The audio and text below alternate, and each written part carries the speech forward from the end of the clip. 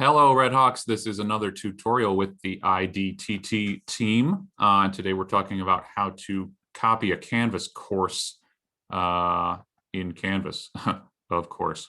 So for our purposes today, we're narrowing in on, we want to copy content from one Canvas course to one other. If you are bringing in content from somewhere else, the process would be a little bit different, but today we're just covering the most straightforward method of copying one course to another. Now let's jump over to Canvas and take a look. Now, in most cases, you're going to be copying your materials from one course to another, maybe a fall section to a spring section, or from a master shell to a live course or something like that. So in any case, the process is the same. I've got my courses here, unpublished, of course. We don't want anybody poking around before we're ready. So we want to click into the course that we are copying to. In this case, it's going to be Canvas Sandbox 2. So click into there. And on the right side, you will see a column of buttons, and we're going for the top one, import existing content.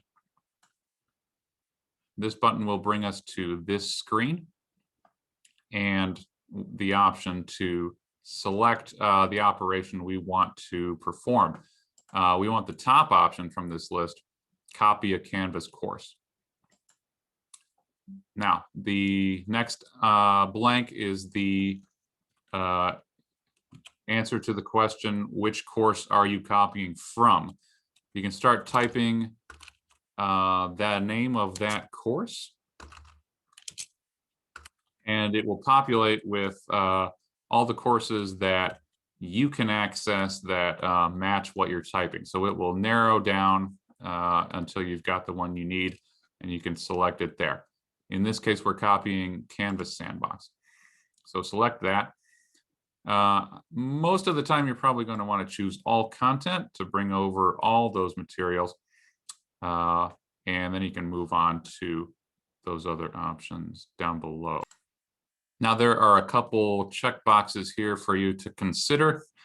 This top one will take any existing quizzes that were built with the classic engine, convert them to new quizzes as part of the import process.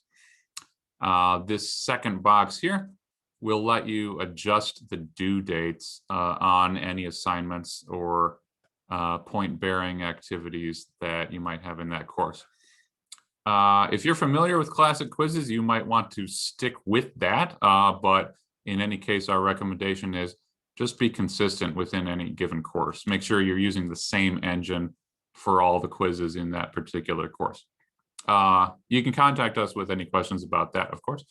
And secondly, this will make an attempt to shift the due dates from what they are in the old course to the equivalent date in the new course.